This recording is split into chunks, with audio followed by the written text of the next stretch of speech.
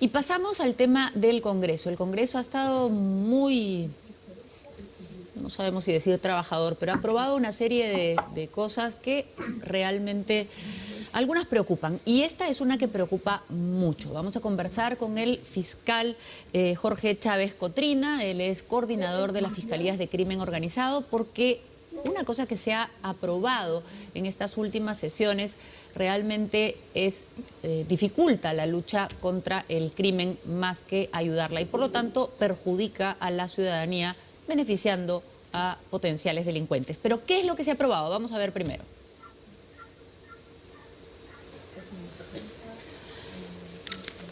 Se ha aprobado un texto sustitutorio que modifica el Código Penal en la parte de ley de crimen organizado, principalmente en la parte de allanamientos y en lo referido a las organizaciones criminales también. Sobre los allanamientos, lo que dice es lo siguiente: en el allanamiento de inmuebles o lugares cerrados fuera de los casos de flagrante delito o peligro inminente de su perpetración, siempre que existan motivos razonables y suficientes elementos probatorios para ello, la medida estará destinada a registrar el inmueble y, de ser el caso, su incautación.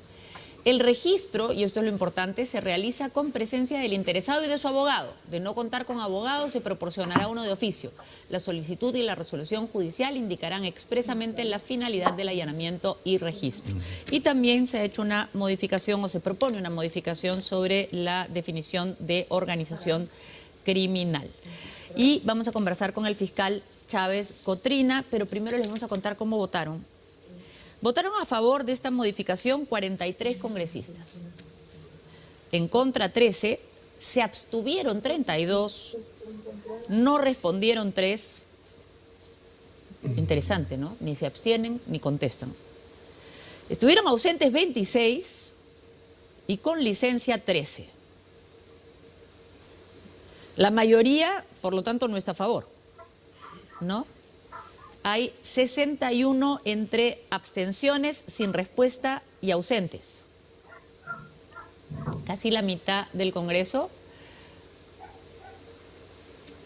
Imagínense, casi la mitad del Congreso no está en el momento en que se aprueba en primera votación una norma sumamente importante, como va a contarnos el fiscal Chávez Cotrina. Buenas noches. ¿Cómo está, señor fiscal? Gracias por estar aquí. ¿Por qué esta norma es importante y por qué es tan mala? Muy buenas noches, gracias por la invitación. Esta norma es importante porque ataca los cimientos mismos de la Fiscalía y de la Policía frente a su lucha contra las organizaciones criminales. En sentido propio es que cuando una Fiscalía contra el crimen organizado lleva a cabo una investigación contra una organización criminal, luego de acopiar evidencias, solicita la medida de allanamiento e incautación con fines de incautación, detención y registro de los bienes inmuebles. Una vez que el juez nos da el mandato judicial, la Policía Nacional, bajo la conducción del Ministerio Público, hace la estrategia para el operativo.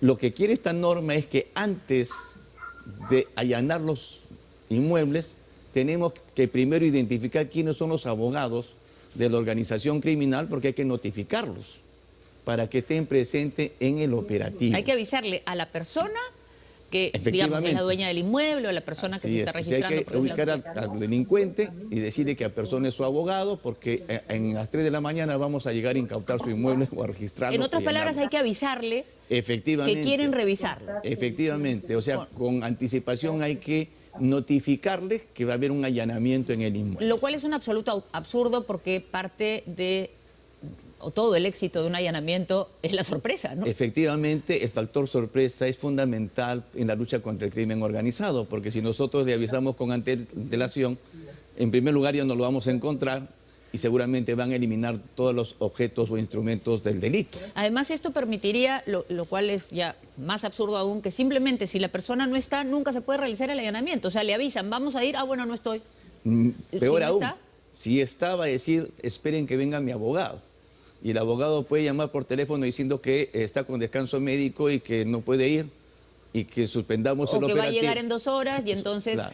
desaparecen todas las Claro. cosas que se Claro, quieren incautar obviamente. o revisar. Efectivamente, y eso trae como consecuencia pues que no se recaben los instrumentos que vinculan a las personas con la organización criminal. Esto obviamente perjudica la lucha contra el crimen Así y es. beneficia a los delincuentes.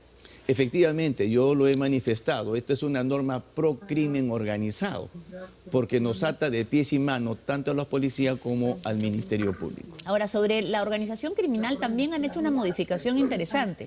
Han elevado los requisitos de la organización criminal. Dicen ahora que es un grupo con compleja estructura, desarrollada, mayor capacidad operativa, compuesta por 3 o más personas, carácter estable, permanente, tiempo indefinido, de manera coordenada y concertada y coordinada.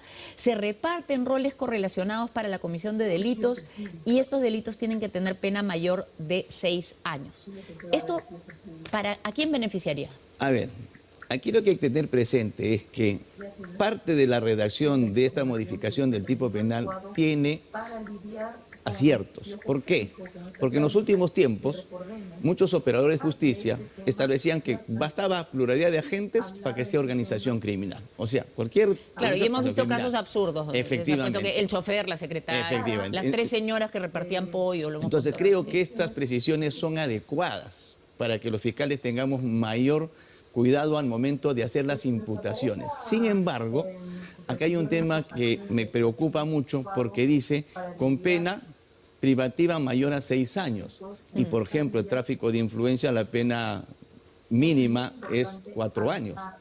La concusión también. Entonces, digamos que los delitos de corrupción estarían saliendo de la posibilidad de las efectivamente, organizaciones hay algunos criminales. delitos de corrupción de funcionarios que podrían salir del marco de una organización criminal. Claro, porque los que defienden esto dicen no, que incluso se han referido a usted, que ya ha hecho algunas declaraciones diciendo no, el señor fiscal está equivocado porque los secuestradores y los tratantes de blancas o de personas, como se llama ahora, ellos no van a beneficiarse con esto porque tienen penas mayores.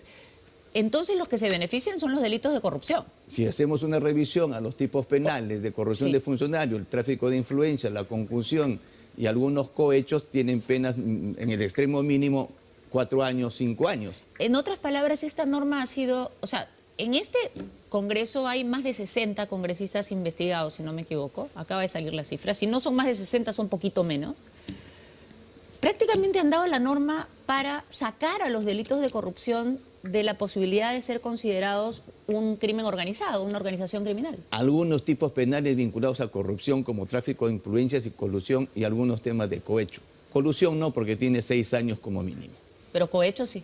Cohecho sí, en algunos extremos. Justamente hay algunos famosos que están siendo, Así digamos, es, investigados por efectivamente, cohecho. sí. Cohecho es soborno, ¿no? Exactamente, coimas, lo que, Es lo que se lo llama conoce en en el argot popular. Ahora, no solo es una norma que llama la atención porque, como usted dice, parece estar dictada para favorecer cierto tipo de delito, sino que además he encontrado que va contra los tratados internacionales, específicamente la Convención de Palermo que ha suscrito el Perú. Efectivamente, el año 2000 se suscribe la Convención de Palermo, en el Perú entra en vigencia en 2003, y la Convención de Palermo dice para cometer delitos graves, no Exacto. pone un mínimo. Y no, Entonces, pone que los delitos son, acá está, delito grave se entenderá la conducta que constituya un delito punible con privación de libertad de al menos 4 años. Efectivamente. O sea, y además las convenciones y nuestra misma Constitución obligan a los estados a legislar de acuerdo a lo que han... Efectivamente, lo que estamos ratificado. haciendo es apartándonos de los compromisos que ha firmado el Estado en la Convención de Palermo. Igualmente también tiene definición de la organización criminal, grupo delictivo organizado, y pide menos requisitos que esto. O sea, basta que exista durante cierto tiempo, que esté estructurado, que tenga 3 o más personas y que actúe de manera concertada. Sí, lo que pasa es que la Convención de Palermo te da una definición básica de organización criminal y el legislador interno tiene la posibilidad de ampliar el tipo penal. Como le digo, a mí me parece correcto que se pongan mayores criterios para poder imputar el tipo penal de organización criminal para evitar los abusos que se han dado en los últimos tiempos. Pero esto parecería que es un abuso hacia el otro lado. Ahora, siendo usted experto, nos imaginamos que lo llamaron para conocer su opinión antes de aprobar esto. Efectivamente, nos convocaron a la Comisión de Justicia acudimos conjuntamente con el general Conde, jefe de la DININCRI, nos atendieron 2 asesores de los congresistas, no estuvieron ellos, les dimos nuestros criterios y nos oponíamos a estos cambios. ¿No los atendieron los mismos congresistas? No, nos atendieron 2 asesores, 2 jóvenes que anotaban nuestra posición, tanto del general como el mío, y supongo que le habrán dado cuenta a los congresistas. ¿No le dijeron por qué, digamos, cómo puede usted conversar con los asesores sobre lo que van a decidir los congresistas? No, efectivamente, a nosotros también nos sorprendió porque efectivamente estos abogados pueden tener mucha buena intención, pero definitivamente en temas de crimen organizado conocen poco o nada sobre el tema. Y ellos no decían, y parece que los congresistas tampoco, bueno, no sabemos cuánto conocen de crimen organizado, pero de legislación sobre crimen organizado parece que no conocen mucho. Ahora, esto, lo que también es increíble es cómo se aprueban estas cosas, ¿no? 43 votos a favor. La mayor parte de los que estuvieron allí están o en contra, o se abstienen, o no responden, o están ausentes, bueno, no, ausentes no están, o están con licencia.